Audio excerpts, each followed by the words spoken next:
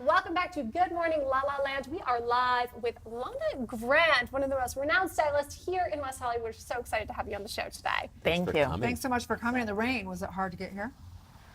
I think it's actually such a nice change. It's almost like the bumper cars, you know? It's just like dodge. Especially coming from London, right? Does this feel a little more like home?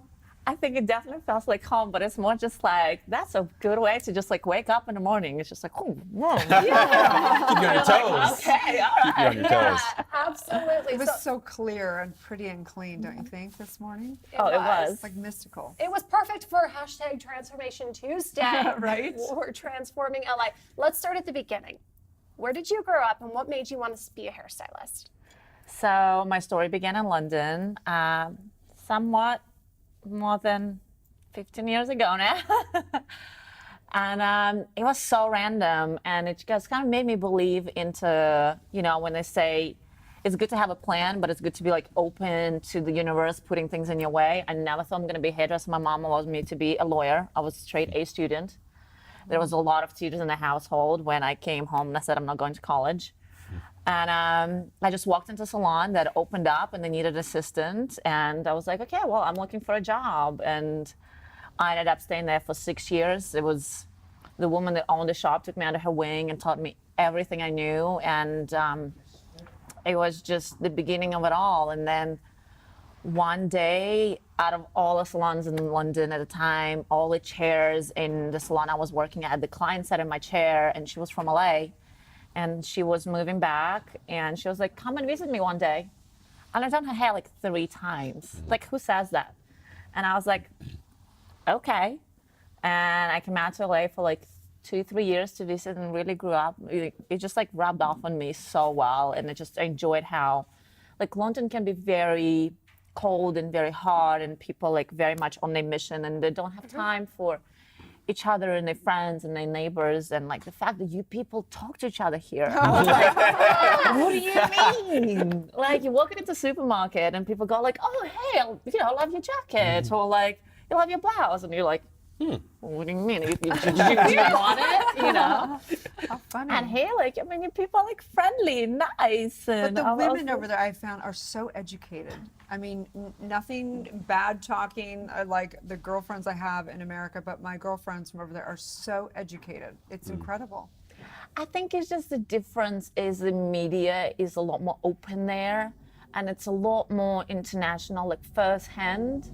So you just get exposed just a lot more easier, where LA is one, you know, it is a little bubble, and I think that's why I love it, because like I know what's happening in the world and I'm just choosing to ignore it. You mean there's something else besides LA? I didn't know that. What's happening outside of LaLa Land? I mean, probably terrible things. Like, don't know. No, but in the spirit of talking about Transformation Tuesday, you've not only made a difference in the community, you've worked on several different celebrities, Kate Moss, on fashion shows. How is that for you? I think it's very humbling. I think it's very humbling between, you know, seeing people from all walks of life and realizing that deep down inside, they're all just the same humans. They're all the same little girl, you know? And I think it's very interesting to see that and be able to, you know, get close enough to see that in people. Because it really comes out when you start having those intimate conversations, when you spend like so much face-to-face time. And it's really interesting to find out how we're all actually not that different from each other. I think it's a great point, especially being in the spiritual world as a doctor of divinity. I think there's this thing for spiritual leaders that they are trying to look perfect. And I think it's one of the worst things that the spiritual leaders could do is that just not coming to that vulnerable place inside, knowing that we're all human. And I'm sure, you know, having people sit in a seat where you're talking and communicating and listening to those stories, I cannot only imagine. What do you think what's the biggest thing for people that you feel like brings them transformation?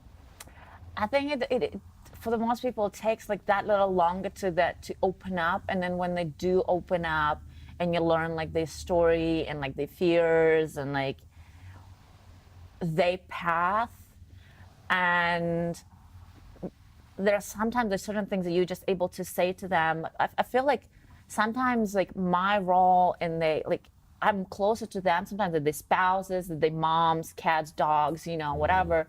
What what is that about hairstylists? I mean, it's such an important role, especially in like women's lives. They're stylists. My stylist became my best friend. That we trust you, we open up to you. It's a very special role you have in people's lives. I think it's because it's like hairstylist is somebody that's unfamiliar with your social circle, with your family circle. It's not somebody that would, get the word back out of those circles. So you can really be very vulnerable and really be yourself with that person. Plus, we're trusting you to not ruin our That totally helps too. I wonder too if there's a certain sense of trust and intimacy that's sort of cultivated when you're physically touching someone in such a soft, and sort of caretaking in a very nurturing type of way. That's an interesting point. Yeah, I think just putting yourself in that position already gives you the sense that both you can be trusted and that you can be shared with. I do think it's just like it is a combination of all those things put together, and it's interesting when you realize like you probably know more about that person than their closest in a family and friend circle, and it's just like you're like, oh my god, this is like so interesting. Have there ever been moments when people have shared things with you that you wish they hadn't? Yeah. Yeah. Yeah. They're like, please, that's So me. you're just like you're like, Oh my God. it's all gonna be okay. I do not need to respond to this. Yes. I'll just Especially listen. in LA, you're gonna have to send an NDA. Just right? some of these Well, yeah, clients. for some- We're so excited. We have a couple really special photos of your new salon. It's right down the street on Melrose. Tell us about Petite Maison. So the idea behind the salon was to create a space where both clients and the team felt very comfortable and easy to walk in. There's no, nobody feels uncomfortable and like not good enough to walk in. Like certain spaces you walk in and you're like, This is Pretentious so much. should I pray that I'm Yeah. here? And the idea is to create a space where everybody just feels easy and welcomed and It looks so Beautiful. cheerful. Yeah. And But happy. happy. Yes. So I want to know for 2018 what the trends are, because for example, I used to be much more blonde and I'm loving this whole darker on top, lighter on the bottom. What are the trends you're seeing for 2018? I think it's interesting to see like how it's very gradually transforming right now from like, this very high maintenance to then it was like the ombre, then it was the balayage. And now what we've seen in a lot of like a spring summer runways is really embracing like a natural raw beauty of a woman. There was like a lot more minimal makeup, minimal hair, more natural colors. Except for in LA.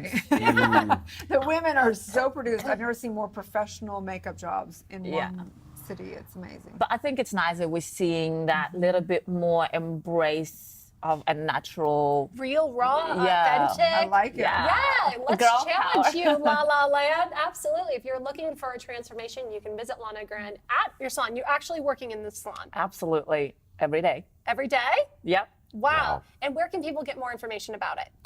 You can find us either at our location, 8473 Melrose, or you can find us online at www.petitemason.com. I like that. Love. So I have one question for Rob, actually, out of what you just were talking about. For you, Rob, when you see a woman that has a lot of makeup on or versus natural, what do you tend to like more? Yeah, to be honest, it sort of depends on the person, I do think I lean in the direction of more natural look, more sort of effortless look. And that being said, I also see the value of like getting really done up, and there's special events where getting really done up makes a whole lot of sense. But generally, I like people that are comfortable with themselves. In either case, sometimes getting really done up helps you feel more comfortable with yourself. Yeah, it's Fine. like awkward when someone's in the grocery store and they're like, they have like, full Grammy face. makeup on. You're like, what? Really? Are you really Yeah. that insecure Yeah. to be like that all I the time? never feel better than when I walk out of the salon. So I'm so excited to go right down the street and be able to go visit you there. Hair, nails, Makeup, tans. Wow. wax, full service. It's just trying to create a space where women can like save at least a little bit of her time for things that she enjoys doing instead of just running Total around transformation. town. Exactly. Total transformation transformation. I right love it. there. Thank you so much for being with us today. It's We're such a really pleasure excited. seeing you. Such a so wonderful, much. Guys. incredibly mindful, wonderful woman. Absolutely. Absolutely. Thank you so much. When we come back, we have a very special interview with Letitia G. Stay tuned.